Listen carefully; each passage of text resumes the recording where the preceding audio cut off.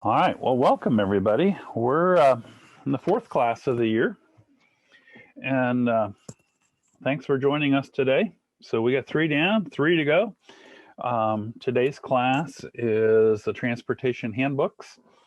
I will be honest with you, this one was a little bit of a challenge for me to figure out how to do on a virtual basis, because this is one of the classes where the 3 times that we've already taught this, we did a lot of group work, and I haven't figured out how to send you all to your corners on Zoom and come out fighting after that. So we're going to do some things on screen today, and there's going to be a couple slides that come up that we'll just have a title on it. And so if you don't have it handy, if you would get a paper and pencil, or if you've already downloaded and printed the Zoom that was online, you'll see those pages when they come up, because there's just a title and it's blank. And then I'm going to ask you to spend a couple minutes thinking through some ideas, and then we'll pull them up and we'll talk about them. So there's actually 2 PowerPoints for today. There's the one that I've already posted, which has got those blank slides on it. And then immediately after class today, I will repost the PowerPoint with all of those notes filled in. And yes, I did anticipate some of your responses, so I could fill in those pages ahead of time. So paper and pencil, that's pre-class versus the full PowerPoint. So let's talk about attendance for just a minute. Zoom does give me attendance reports, and so we're tracking to make sure everybody's participating in the classes. You do have to attend all 6 classes in order to get credit in the full MTA program, if that's what you're enrolled in, and almost everybody today is in that. We have 4 people visiting with us today just for the class, and we welcome you also. So for those of you in the MTA program, if something happened in your busy life and you had to miss one of the other classes, we ask that you go to the website and you can download the materials from a class you missed. The recordings are up there, and we've broken them up into pieces so you don't have to sit through one long recording. Most of them are in 3 or 4 pieces. Work your way through those recordings at your leisure, and then there are some review questions. There's a page of review questions. They're not too hard. You can, all of you can do it. We ask that you go through the review questions, fill those out, and send them in to us, and Doug and I will take a look at them, and then we'll update the attendance for you so that you get a full year's credit. And then the last thing I wanted to share with you before we jump in is that Diana Pollins has retired. I sent a note out to you all just before Christmas. She spent 20 years with OSBA and was a great employee. She was a great asset for Doug and I. Did a great job of keeping things on the straight and narrow and pushing me the right direction at the right time. And so we were in the process of hiring new staff to come in and fill her seat. And then we'll train them and get them on board. But in the meantime, if you need to communicate with us, if you send an email to Diana Pollins, it goes into the dead email box. So you can always reach us by sending an email to one of us by name, or we also have the MTA email set up, and that's mta@ohioschoolboards.org.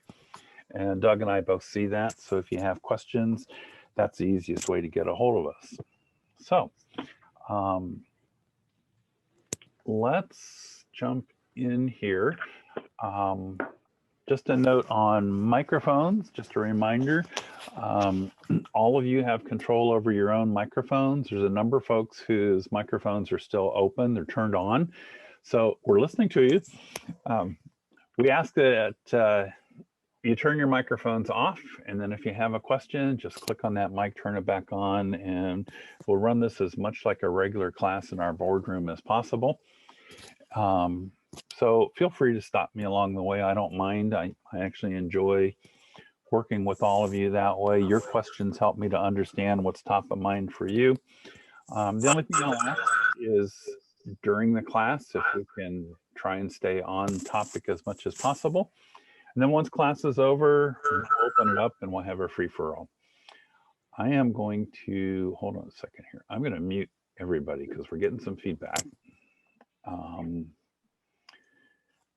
So I have muted all the microphones. If you want to ask a question, all you need to do is click on your mic, open it up, and we'll hear you. All right, so let's jump in.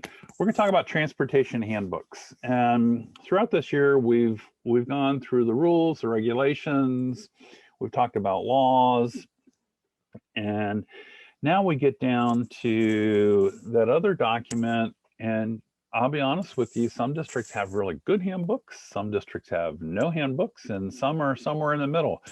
And so the purpose of today's class is to kind of walk through this process. If you already have a document in place, a transportation handbook, this will give you a chance to kind of look at it and say, okay, does it have everything it needs? Are there areas where I could build it up, make it better? And it might be you have a great handbook, in which case send it to me and I'll use it to share with other folks also. If you don't have one, our goal today is to give you the tools so that you can create one. And creating a handbook is not hard. It's a process. So, and the purpose of the class and the way I've structured the notes for today is to walk you through the process so that you can use these slides to lead you through the creation of your own handbook. What I have included in the handouts for today is the first 5 pages of what we at OSBA call a handbook template. And so we have a number of consulting services that we offer to districts for a fee. And one of those is called a handbook service. And so a number of years back, one of the attorneys and I put together a skeleton transportation handbook. You can purchase that for a fee, but what I've done here is I've given you the first 5 pages of that, including the table of contents. And so that would kind of give you a taste for how to get started. So that's there just as an extra tool for you as we go through the class. Don't take a look at it now, wait until we're done with class. And then you see if that's enough to get you started. And I think for many of you that will be. If you take the slides and what we're going to do today and match that up with those first couple of pages, that'll get you going, and then it'll be easier for you to finish. So what's the purpose of a handbook? Well, plain and simple, we want to document procedures. It provides a reference for your drivers. And honestly, it also provides a reference for the supervisor. Let's face it, as a transportation supervisor, all of you have way too much on your plate. And trying to remember what you did 3 months ago, let alone what you ate for breakfast, is sometimes a challenge. And so there's nothing wrong with having a reference manual that you can turn to saying, oh yeah, that's how we do that. It's also an advantage if you're out of the office. Maybe you're ill, maybe you're at a workshop, maybe you're away for a couple of days, maybe you'd like to take a vacation. If you have a handbook that documents all the procedures and you leave that in the office, then it becomes much easier for someone to fill in for you. Handbooks should document the things that work. So if you have a problem that you've worked through, a challenge at work, and you figured out how to make it work, that's what you want to document, and that's what you want to put into your handbook. Now, the transportation handbook should fill the gaps in other documents, and we're going to talk about those other documents in just a moment. But here's the thing that I would like you to consider first and foremost. As you are onboarding new driver and driver candidates, and I know that's a challenge for everybody right now, a driver's handbook or a transportation handbook is really a great training manual to provide for your OBIs. And so once you get through all the screening and HR is done and you've done the physicals, background checks, everything else that you have to do to get someone in off the street, have your OBIs use your driver's handbook as kind of the outline for how they help new drivers learn how to be successful in your district.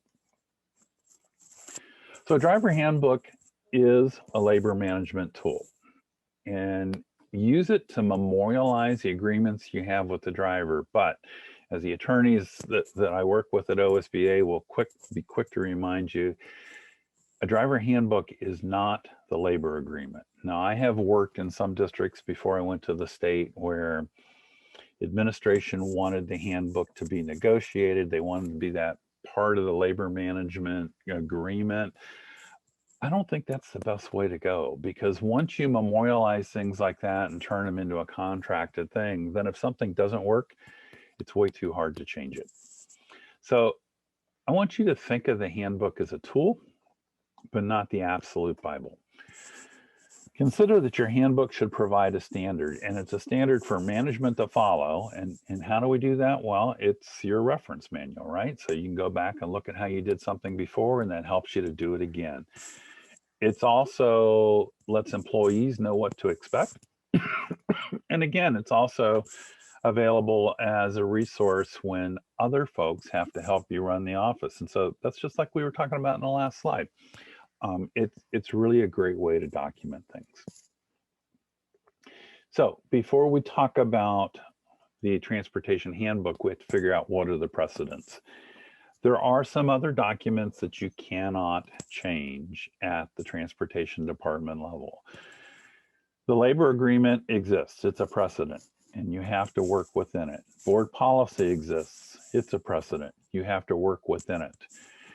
If your district has administrative guidelines, and some do, you have to work within those also. You can't change those. Those belong to your superintendent and the administrative team, and so you have to follow those. So all of those you have to be aware of, and you need to do the homework on those first, because you can't put something in the Transportation Handbook that changes the precedents. And then in Ohio, we also have two legal sources. We have the Ohio Revised Code and we have the Ohio Administrative Code. And we went through those very thoroughly back in December in our laws and rules class. And so those are also documents that you need to keep track of and make sure that you know what's in there, because you can't change those in your own handbook.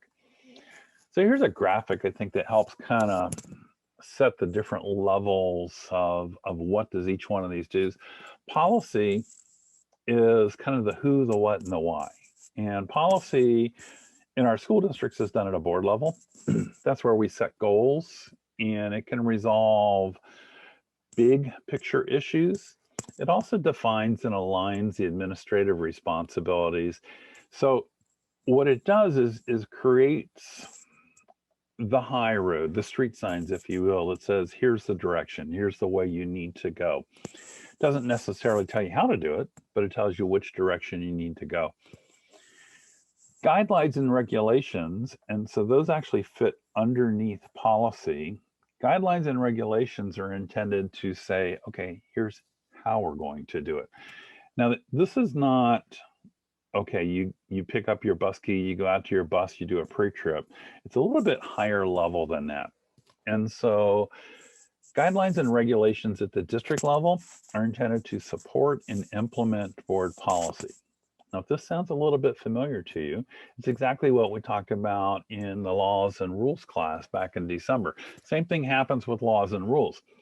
We have Ohio Revised Code, which is really, that's the policy level in the state.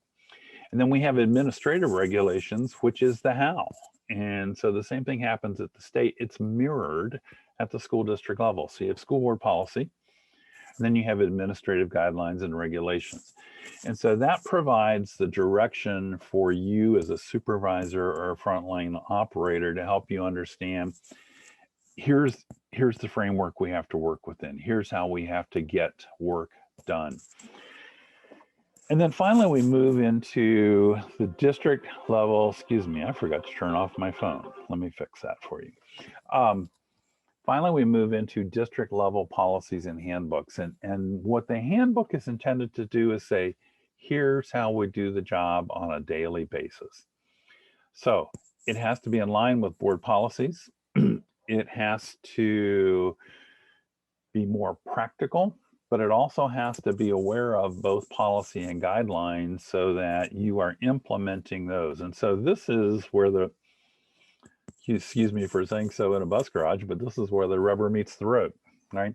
Here's where you provide the instructions for drivers saying, here's how we're going to do the routes. Here's how we are going to do the work that the district has us here for. So it needs to provide detailed direction for daily operations, and it has to be written by experts in that area. And this is really a very important point that I cannot overemphasize. You don't want to have a handbook written by somebody that doesn't know what color a bus is. That simply is not going to work out well for you, right? So handbooks should be written by the folks that are doing the job. They've got experience there. And so this is where supervisors need to roll up their cuffs, get their pencils and their pens out. And also, it's very important to have drivers at the table with you so that the folks that are doing the work can collaborate on documenting on how we're going to get the work done.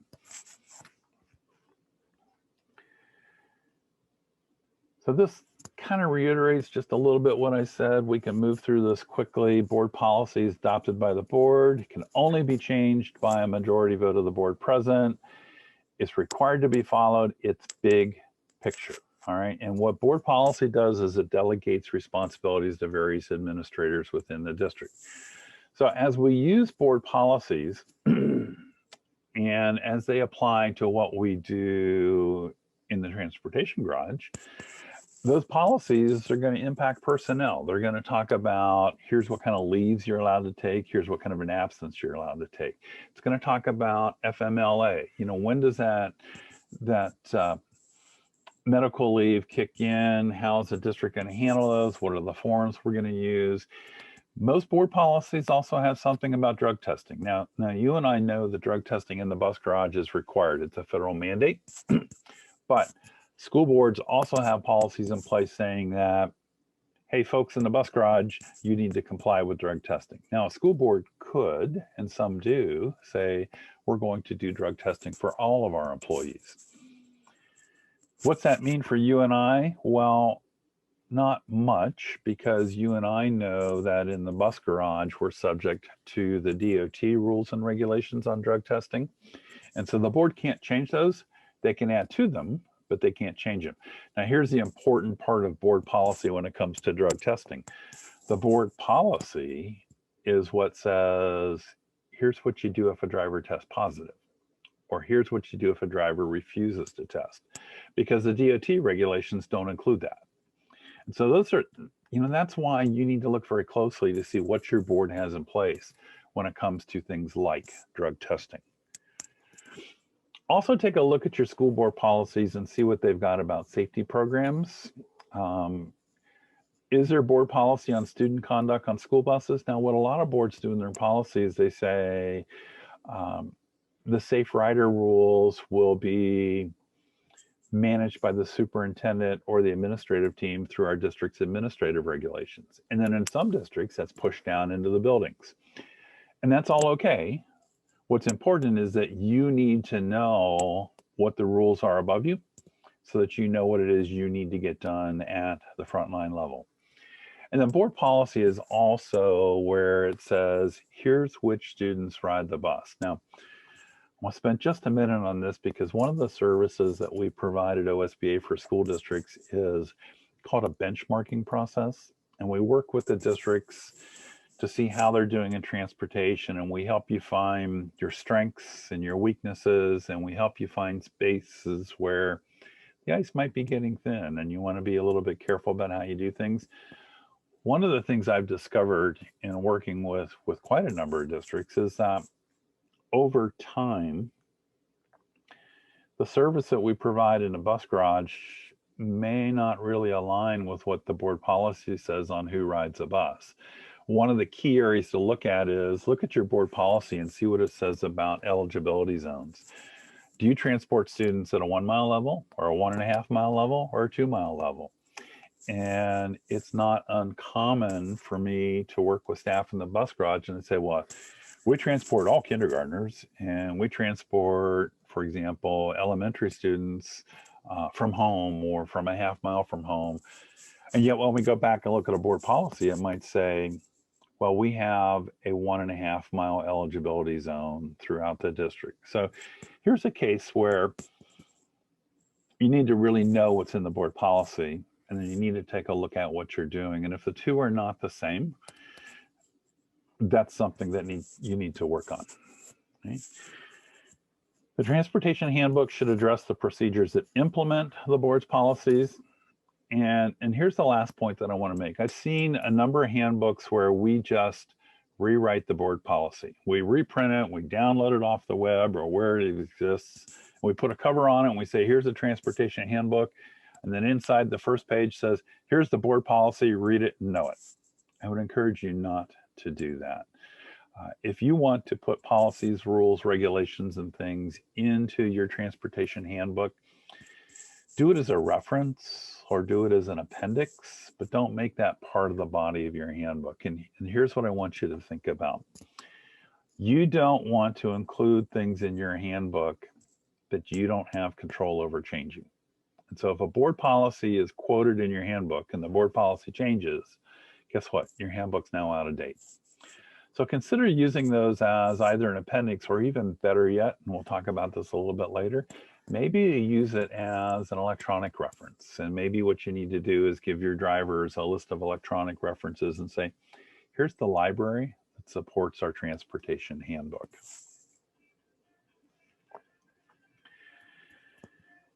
So district administrative regulations, so this takes the policy, it drills it down one level lower, and these are district procedures as set by the superintendent and his or her team. And so they are intended to further define board policy. They're more detailed than board policy. They can be modified at will, but that's not your will. That's the will of the superintendent, not frontline supervisors. So these are a little bit more interactive. And so if as a supervisor, excuse me, you're a regular part of the district's administrative team and you meet and you discuss these things, here's where you have an opportunity to input into those. And maybe there's a rule or a regulation that you see might be problematic in terms of implementing it.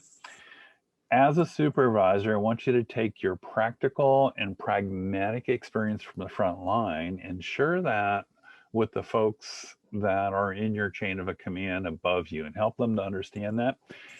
And by working collaboratively with that team, district's administrative regulations really become more useful and more powerful. And so just quickly on the negotiated agreement, those are a point of law. And so if there's something in a bargaining agreement, you can't change those. When you go to writing a transportation handbook, so you need to know what they are. And what a lot of negotiated agreements have is they establish something that's called a labor management committee. And so sometimes that's district-wide, sometimes within a department. And really that management committee is a useful tool. And so you want to be aware of that as you move into trying to create your district's transportation handbook.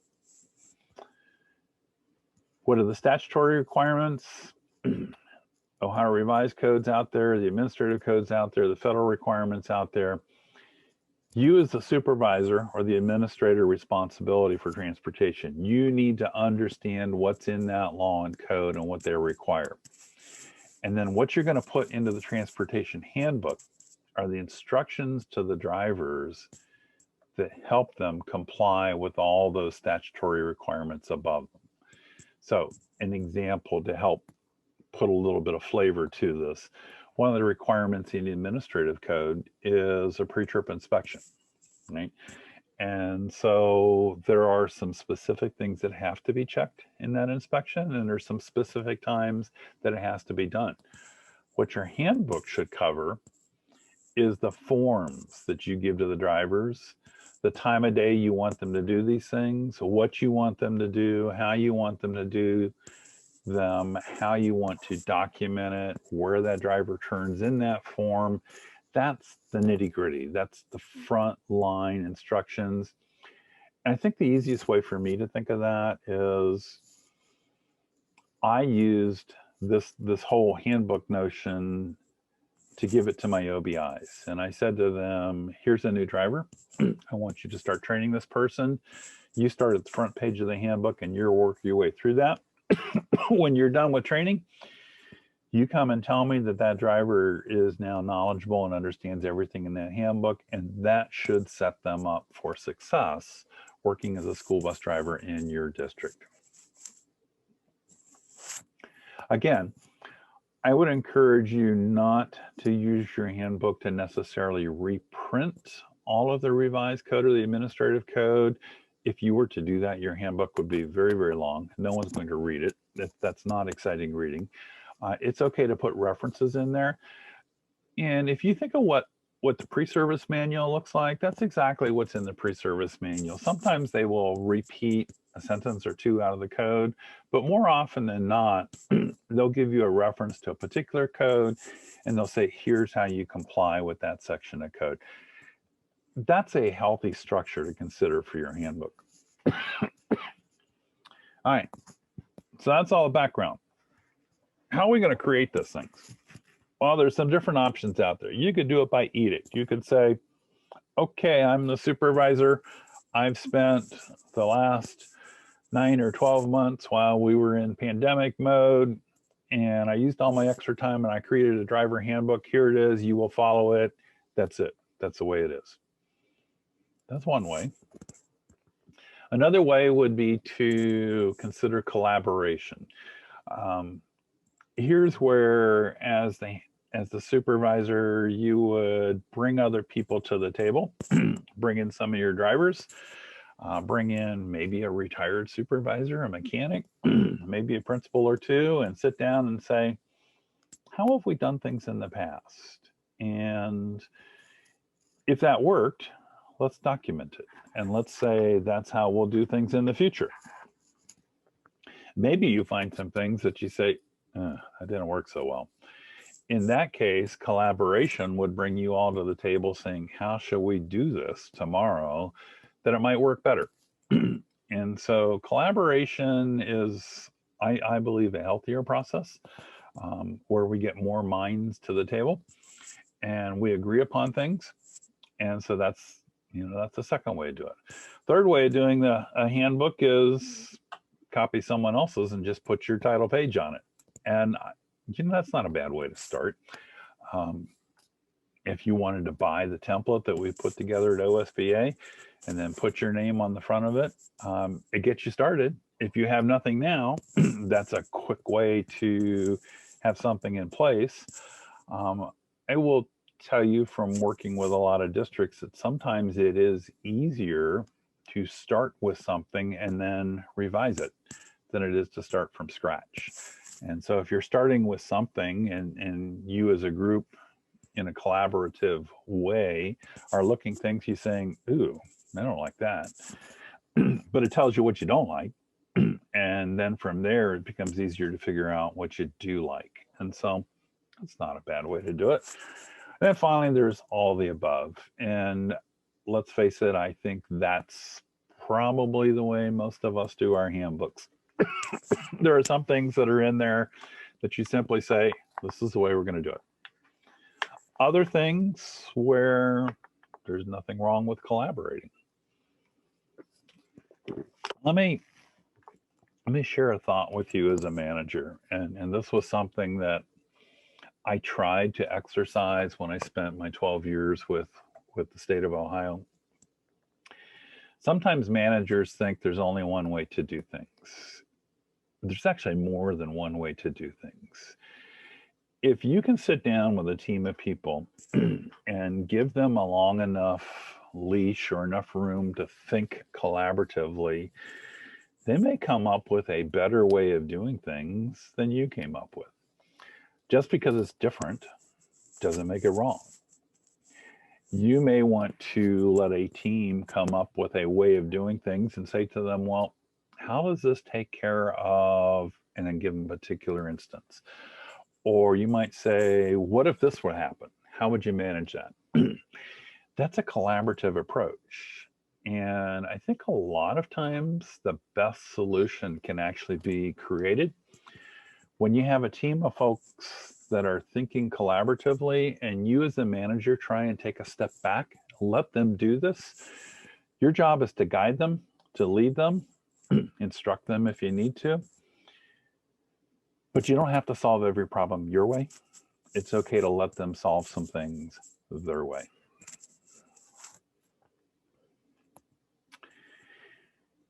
So I want to spend one slide here talking about the rights of management. Documentation of procedures is a good thing, and I think that's a huge tool. And too often in our business, and I was guilty of this as a supervisor also, we're so busy and we're going so fast that we just do things and we don't take notes. And sometimes something happens and you think, oh, here's what I need to do, and you just do it. Documentation is a good thing. So if things happen very quickly, then do it. Do what you know is right. But once it's done, sit down, do a brain dump. Get that legal pad next to you and a pen, or maybe you like to work on a web device or a computer screen. However you do it, just do a brain dump. Sit down and write down everything that happened, and then think about, could I have done that differently? Was there a better way to do it? That documentation will help you to fine tune things, and it gives you some really, really good tools. In your handbook, here's an important thought.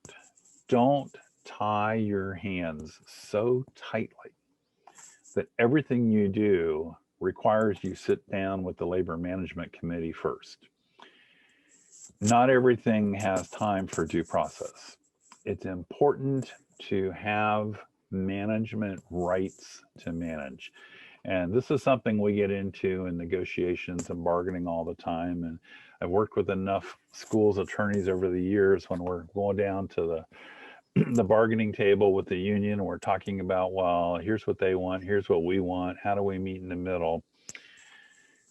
Documentation is a good thing, but don't tie your hands. And this is why I said a couple slides ago, I don't think your transportation handbook should be a negotiated tool. It should be a collaborative tool that lives and breathes and can change when it needs to change. So much can happen in transportation that we have to react to, and you need to be able to react appropriately when something happens. And let's face it, that's why the district hired you. That's why you're the supervisor, director, coordinator, whatever your title is in your district. They put you in there because the district has confidence that you will make the right decision when you have to make a decision. And sometimes, folks, we don't have time to call 5 other people and say, how would you like to do that? You just have to do it. And that's what frontline managers have to do. Now, afterwards, we may critique it. We may talk about it. We may say, well, that could happen again. And if it does, here's what we'll do next time. But that doesn't make what you did the first time wrong, because you need to have the right to manage and fix things when they happen. And then the last thing I want to put on the table, something that a wise mentor of mine shared with me many, many, many years ago, is there are many attributes included in a benevolent dictatorship. That's what you need to be sometimes, right? Sometimes you just need to say, here's how we're going to do it, and we're going to get through it. And then the benevolence comes in afterwards when you say, okay, what did you like? What was the problem? How can we do things differently? Is there a better way to do that? But sometimes you just have to say, here it is. Here's what we're going to do it.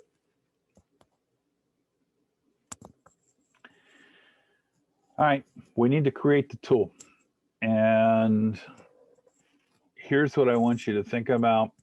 I want you to keep your handbook professional. I've seen a lot of handbooks where we want to personalize them. We want to put the soft touches in there, if you will.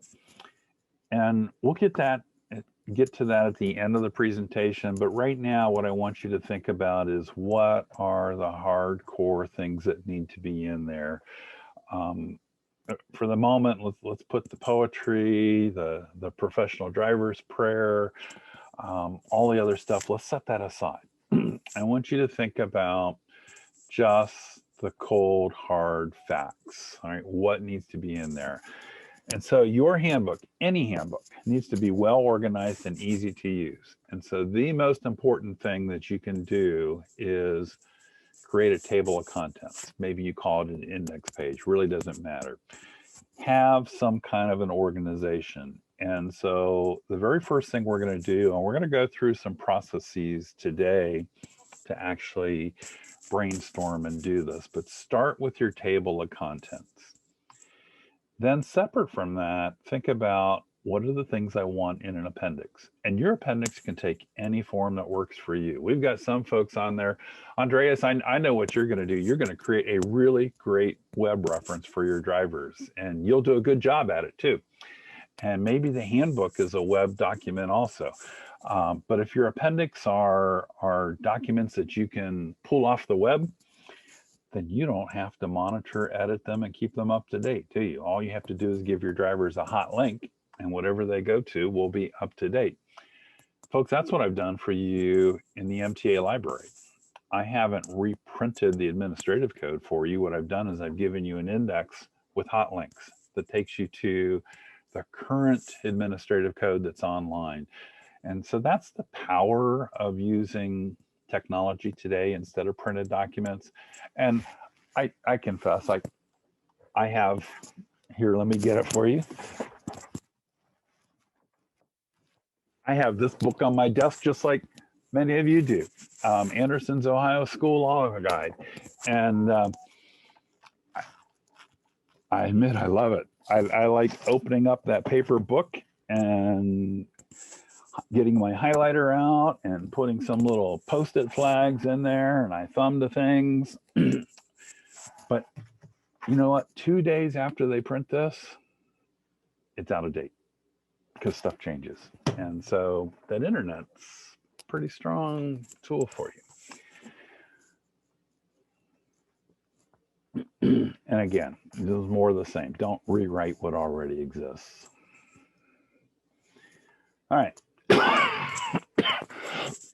Excuse me. If you're going to collaborate, the first thing you have to do is figure out who the stakeholders are.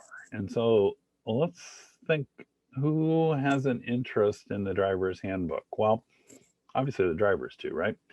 So they're a stakeholder.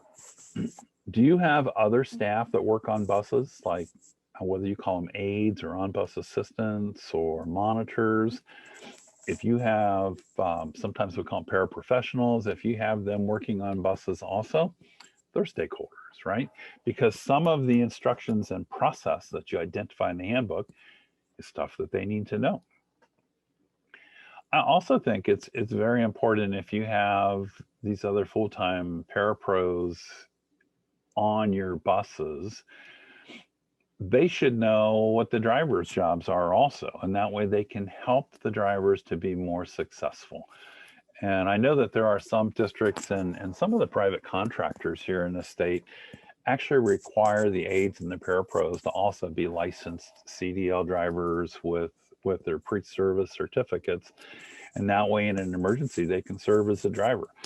And I think it's a great tool for your drivers to have those folks as a backup. Drivers shouldn't feel threatened that there's someone else on the bus that knows what's going on. They should think, you know, that's a nice way to make sure we take care of the kids and do the job that we're supposed to do. New drivers, are those stakeholders? Well, you betcha they are. And sometimes we get in this trap, especially if you're a union shop and a labor agreement is in place. And what is it that you hear from the union president and the other drivers when it comes time to doing policy? Well, let's get some senior drivers at the table to sit down with you and we'll figure this out.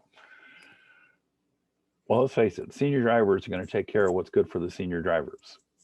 And the new drivers actually, they need these books and this guidance more than the senior drivers do. The senior drivers should know it.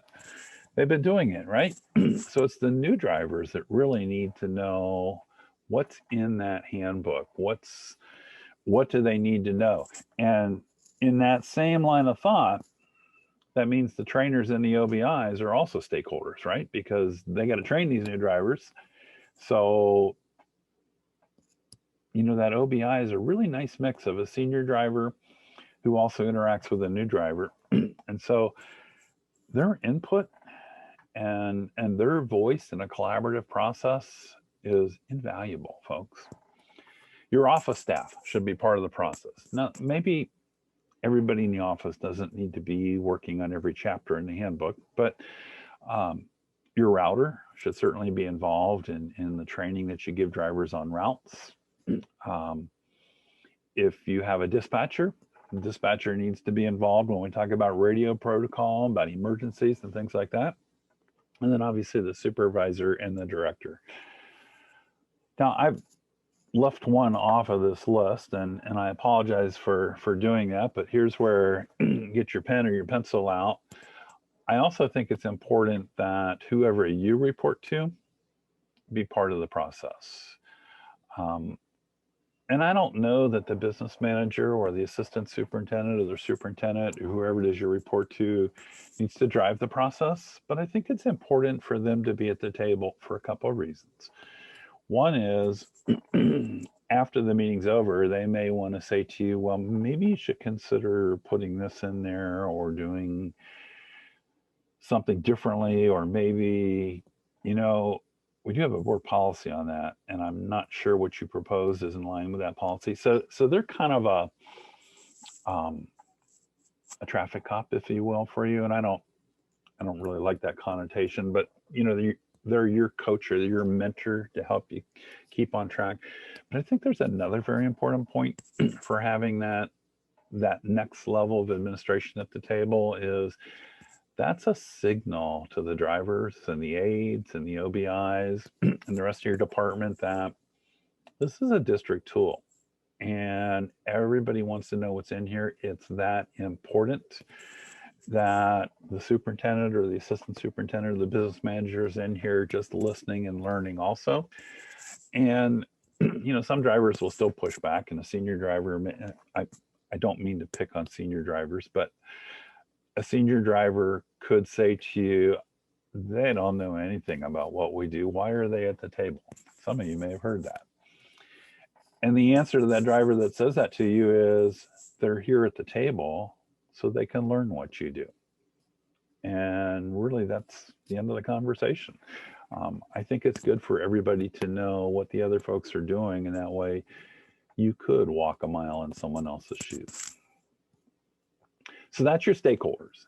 That's who you want to have at the table when you're doing collaboration. I just glanced over here to the chat box, and I apologize. I'm kind of on a roll. Kim wanted to know the name of the reference book that I showed. There's a series of law books that comes out every year, and you have to buy them every year because they changes. It's called the Ohio School Law Guide. You can buy one that is kind of a consolidated thing. The full set has 4 books. One is the administrative code, another is a revised code, another one is forms and guidances, and then the 4th one is explanation writing, if you will, by attorneys that write these things. They're pretty expensive. They're published by LexisNexis. Kimball Carey with Brooker and Eckler is the primary resource on that. So Kim, that's what that was. If you want to buy it, we're talking about hundreds of dollars. I'm fortunate that OSBA buys me a set every year. Here's what I want you to be careful of. If you go to the business manager or the treasurer or someone else, they probably have a set. And what they may do is say, well, you can have mine when I get the new ones, but I just want you to be aware, a year-old set of these things is old law and it's no longer current anymore. So it's pretty important to stay current with that stuff. You either need the current year books or probably no books at all. Tracy just put a note up there, says you also get access to your digital content for the same thing. And you're right, Tracy. And so she just purchased it and it was just under $600. So it's not cheap. If you're old school like me and you're hung up on paper, it's a nice tool. But honestly, you can get the same thing, same information online on the web with just a few resources. And some of those resources are actually available to you through the MTA library that we've made available to you at OSBA. All right, so those are the stakeholders, right? And now we got to put together a drafting team. Guess what? The drafting team is the same as the stakeholders. the people that you have at the table with you brainstorming these things should be the same people that help you write the book itself. Now, they may not write the final form, all right, but you want them to actually document the different things. And this is how you start to create the different sections. Folks, one of the options we said a couple slides back is you could do a handbook by edict where you write the whole thing. First off, that's a huge job. And I don't know that any of you want that big of a job. You're already pretty busy. The better way to do it is if you do a collaborative process and bring all these stakeholders together, then you can assign them different parts and pieces and let them write draft sections, bring it back together, and then your team can look at that. Some of you have already been through the emergency procedures class that we run as part of MTA. That doesn't come up this year. We did it last year. So if this is your first year, you'll get it in 2 more years. That's how I do emergency management plans with transportation departments, is that we break up into groups and each group works their own little plan and then it comes back together. You critique it, you refine it. So that's your drafting team. And again, I made this point earlier. I'm going to make it again here on this slide. I think it's perfectly okay to have the Labor Management Committee participating in this, but it's not their project. This is not a union manual. This is the Transportation Department's procedures book. You own it, but the drivers need it. And so collaboratively, you put it together. So this is your core group. Sometimes there may be value in expanding the group. So when it comes time to write procedures about loading zones, and so what are some of the things drivers need to know about loading zones? Well, a new driver might need to know, here's the cue you get from a staff member at the building that says when it's okay to leave in the afternoon. Or what a lot of districts do is the buses pull in the morning and they wait for a high sign from somebody before they open the doors. These are loading zone practices. So you need additional stakeholders when you start to document this. Bring in your building principals, or maybe it's the assistant principal, or maybe they have a teacher who's responsible for managing bus duty.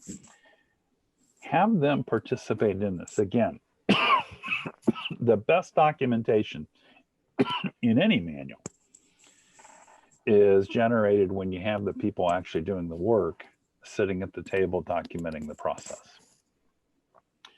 How about student discipline? So there's an interesting thing that goes on in the Ohio Administrative Code. There's a rule that's specific for student discipline, and in there it says we need to come up with the student management rules, and it talks about between the lines, there's this understanding that, well, transportation needs to do that. I'm going to suggest that maybe that's not transportation's sole responsibility. Student discipline should be managed collaboratively between the transportation department, a parent group, and school staff, right? Because really we need to have rules for students in general. And what a lot of districts have done is that classroom rules apply on the bus, right? Well, you and I know there's some specific things on the bus that we have to add to that. Like, when can a student get out of their seat? When can they move? How loud can they be on the bus or not allowed to be on the bus? Emergency evacuations and things like that. That kind of stuff should be done collaboratively. Drivers, the office staff, get some of your PTA parents involved and have teachers and building administrators. Again, collaborate on all that. Bus stop procedures. And, you know, too often we think, and I've gotten emails and phone calls from supervisors or a couple of times from drivers saying they're really frustrated with how students behave at the bus stop. And they want to know, well, what are the rules that we should implement there? And what law should we set down that said to the kids, here's what you can and cannot do? Well, let me ask you, if you created a list of rules for students at the bus stop, who's going to enforce them? Because your bus driver is not there. And I sincerely doubt that any one of you want to be assigned to duty monitoring every bus stop throughout your district. You couldn't do it, right? So what we need to do on bus stop procedures is get the parents involved. Again, collaboration, folks. If we have parents, school administrators, and transportation folks working together, each one has some unique knowledge, and together all those make sense. Parents may have absolutely no idea about the rules for not approaching the bus until it's at a complete stop, or the 10 steps to get you out of the danger zone. And so that's what we bring to the table. What parents bring to the table is, well, kids are going to be kids, and we can't keep them lined up like little soldiers for 20 minutes if the bus is late. And so together we work on what makes sense. How long do we tell students to wait at the bus stop if a bus is late? What do we do with inclement weather? So again, and especially given the weather that we've just had the last 3 or 4 days, if your buses are running, part of the bus stop procedures needs to be, here are some extra things children need to be aware of if there's snow on the ground, or if there's piles of snow that they would have to step across to get out into the roadway. Unfortunately, we've had more than a couple of cases in Ohio where students were playing on top of the snow pile that the snow pile leaves. And you can all well imagine what happens. You slip and fall from there, and you got a 50% chance of either sliding to safety or sliding into the roadway. And we certainly don't want children sliding into the roadway. And then additional stakeholders when it comes to emergencies. And I've got a slide on this a little bit later in the class. I really think that each one of you in your transportation department needs 2 manuals. One is your transportation handbook. The second one is your emergency procedures book. However, if you don't have that emergency procedures book, start here. List some of the basic emergencies in your transportation handbook. Get this one done first. This one is more important because it deals with the day-to-day, every day. Get some of the core emergencies in here. And then after that, we can help you and work with you, and you can focus on developing your emergency procedures handbook. So again, stakeholders, if you're dealing with emergencies, get police, fire, rescue team, get all of them involved.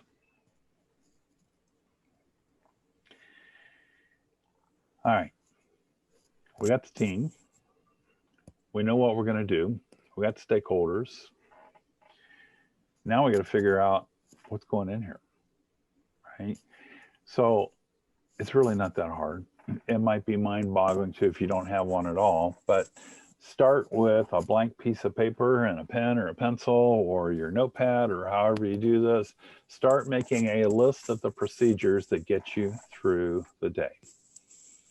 And then add to that list, what are some of the state code obligations that aren't addressed in board policy or district procedures? For example, emergency evacuations, right? So that would be an item to put into the handbook.